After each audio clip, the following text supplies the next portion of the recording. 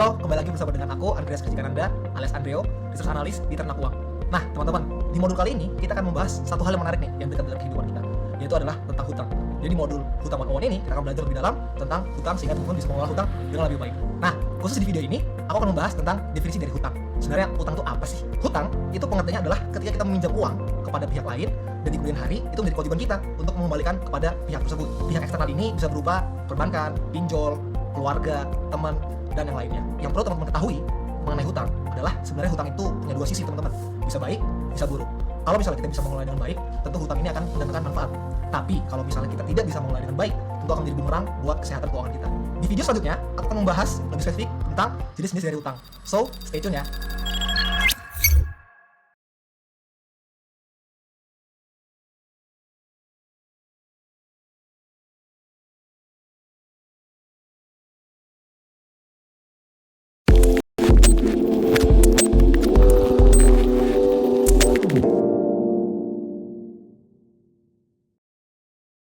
Halo teman-teman, kembali lagi bersama dengan aku, Andreas Kejikananda, alias Andreo, Research Analyst di Ternak Uang.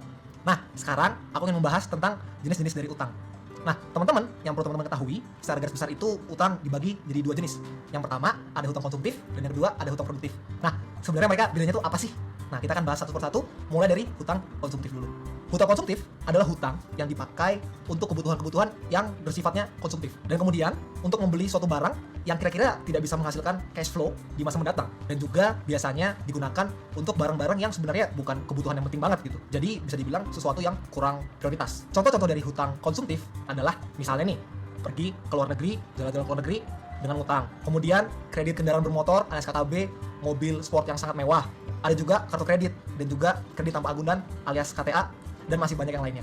Nah, jenis kedua yaitu adalah hutang produktif. Hutang produktif adalah hutang di mana ketika kita meminjam uang untuk membeli barang tersebut bisa menghasilkan cash flow di masa mendatang, sehingga mendatangkan nilai ekonomis bagi kita. Contohnya ya, misalnya yang pertama yaitu adalah kredit rumah alias KPR untuk dijadiin kos-kosan. Kemudian kredit kendaraan bermotor atau KKB yang kita pakai nantinya untuk sebagai ojek online. Kemudian hutang untuk modal usaha sehingga usaha kita bisa ekspansi lebih luas lagi, dan lain-lain. Nah, itu tadi jenis-jenis utang dan juga perbedaan-perbedaannya. Di segmen selanjutnya, kita akan membahas dan membedah lebih dalam mengenai rasio-rasio hutang. So, stay tune ya.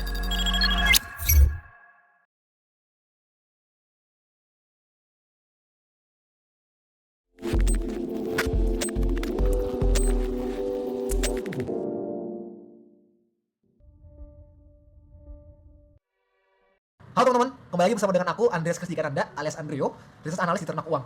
Nah, di video kali ini kita akan bahas tentang salah satu rasio yang sangat sering dipakai dalam dunia hutang, yakni Debt Service Ratio alias DSR. DSR ini simpelnya adalah porsi cicilan hutang dibandingkan dengan total pendapat kita di suatu periode tertentu. Menurut FPSB atau Financial Planning Standard Board, rasio ini maksimalnya adalah di angka 35%. Jadi makin rendah itu makin sehat. Nah, aku kasih contoh nih biar teman-teman langsung kebayang. Misal selama sebulan kita punya pendapatan 10 juta. Nah, kalau misalnya rasio DSR ini maksimal adalah 35%, maka kita maksimal dalam sebulan punya alokasi dana untuk mencicil yakni 35% dikali 10 juta, yakni 3,5 juta. Nah, dari 35% proporsi cicilan tadi, kita bisa bagi lagi ke 2, yakni 20% untuk hutang produktif dan 15%-nya untuk hutang yang konsumtif. Itu sekian teman-teman mengenai DSR. Next, di video selanjutnya, aku akan bahas rasio lain yang ada di hutang. So, stay tune ya.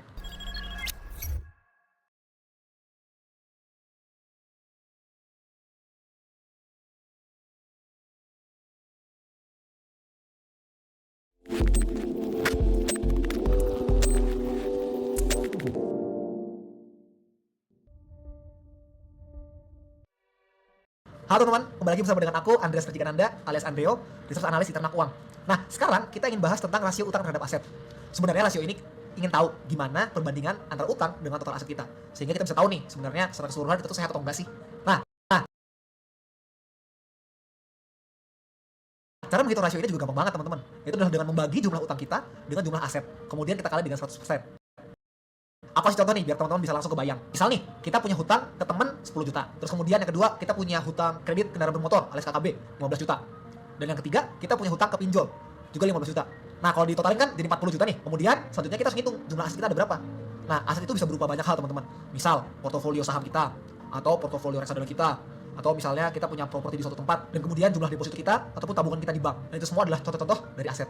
Misal kita menjumlahkan aset kita senilai 100 juta rupiah. Cara menghitungnya gampang banget. Tinggal tadi total hutang 40 juta, kita bagi dengan total aset 100 juta, kita kali dengan 100%. Sehingga ketemulah angka 40%. Yang berarti rasio utang terhadap aset kita adalah 40%. Angka idealnya ada di angka maksimal 30%. Dan semakin kecil tentu akan semakin baik. Kalau misalnya angkanya lebih dari 30%, berarti keuangan teman-teman udah mulai gak sehat. Dan teman-teman harus lebih aware tentang keuangan teman-teman. Nah, itu tadi rasio utang terhadap total aset. Di segmen